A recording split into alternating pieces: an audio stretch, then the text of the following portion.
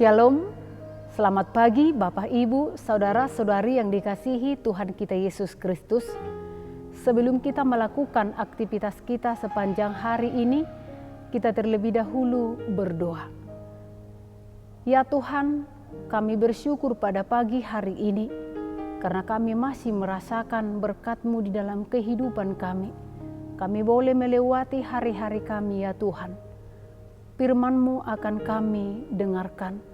Kuasai hati kami agar firman-Mu menjadi suluh bagi kehidupan kami. Di dalam Yesus Kristus kami berdoa.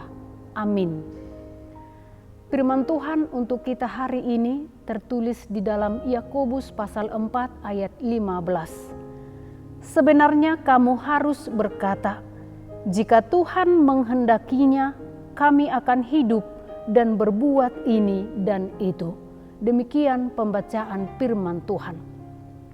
Bapak, Ibu, Saudara-saudari yang dikasihi Tuhan kita Yesus Kristus, setiap orang yang ingin meraih kesuksesan baik dalam usaha, pekerjaan, pelayanan, kegiatan, dan acara harus terlebih dahulu membuat perencanaan yang matang. Perencanaan adalah salah satu yang sangat penting untuk menunjang keberhasilan dari semua apa yang kita lakukan. Karena perencanaan itu ibarat sebuah kompas, petunjuk arah untuk menuju suatu keberhasilan.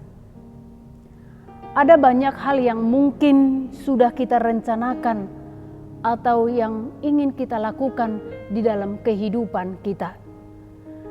Tetapi saat ini firman Tuhan lewat Yakobus mau mengajar kita untuk selalu melibatkan Tuhan dalam setiap rencana, dalam setiap pekerjaan apa yang kita lakukan. Baik rencana kita dalam setiap hari, minggu, bulan, bahkan tahun. Jangan pernah melupakan Tuhan dalam perencanaan. Artinya apapun yang kita rencanakan, apapun yang kita rancang, kita harus mengundang Tuhan untuk hadir mengambil bagian dalam setiap perencanaan kita. Karena manusia bisa merancang atau membuat program, tetapi Tuhanlah yang menjadikan atau Tuhanlah yang menentukan. Maka kita diberi Yakobus nasihat pada firman Tuhan hari ini. Jangan melupakan Tuhan saat kita merencanakan segala sesuatu di dalam kehidupan kita ini. Bapak, Ibu, Saudara-saudariku yang dikasihi Tuhan Yesus Kristus. Ada 3 alasan mengapa kita melibatkan Tuhan dalam segala sesuatu yang kita lakukan atau yang kita rencanakan. Yang pertama dikatakan karena kita adalah manusia yang terbatas. Kita tidak tahu apa yang terjadi di hari esok dan hari selanjutnya. Mungkin akan ada panas terik atau sebaliknya hujan badai yang sangat dahsyat. Itu juga hanya Tuhan yang tahu semuanya. Atau manusia tidak tahu dan tidak bisa memastikan hari esok. Artinya, sebaiknya sebuah perencanaan dibuat, kita tidak bisa memastikan bahwa segala sesuatu yang kita rancang atau yang kita rencanakan akan berjalan baik seperti apa yang kita rencanakan itu. Maka di sini dikatakan manusia hanya bisa membuat rencana, namun Tuhanlah penentu dari segala sesuatu apa yang kita rencanakan. Maka penting sekali kita menyerahkan hidup dan perencanaan kita kepada Tuhan. Yang kedua dikatakan lewat firman Tuhan hari ini, karena kita hidup cuma sementara. Hidup di dunia ini singkat. Hidup manusia hanyalah seperti uap yang sebentar saja kelihatan, kemudian lenyap. Artinya kita di dunia ini hanya sementara saja. Ada waktu kita meninggalkan dunia ini dan kembali kepada Allah Bapa sebagai pencipta. Kapan waktunya? Itu juga kita tidak tahu, tetapi hanya Tuhanlah yang mengetahuinya. Dan yang ketiga dikatakan, berserahlah kepada kehendak Tuhan.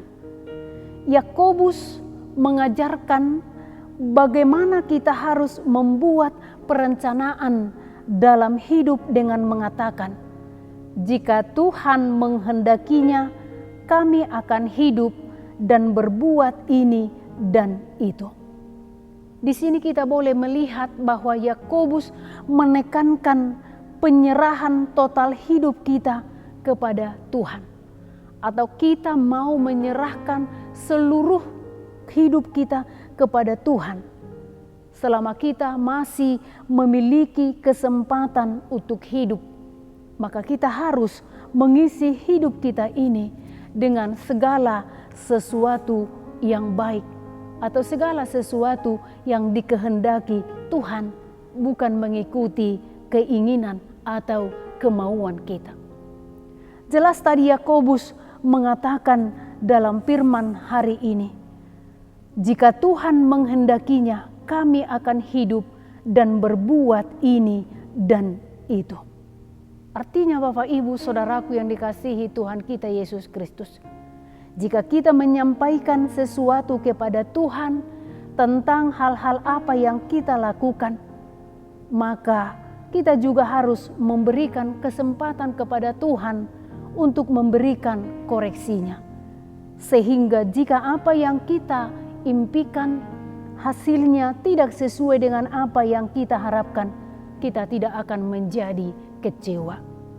Oleh karena itu, mari kita libatkan Tuhan dalam perencanaan hidup keluarga kita.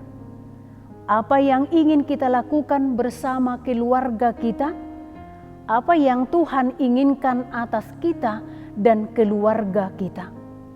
Dikatakan dalam firman Tuhan Amsal 16 ayat 3, serahkanlah perbuatanmu kepada Tuhan, maka terlaksanalah segala rencanamu.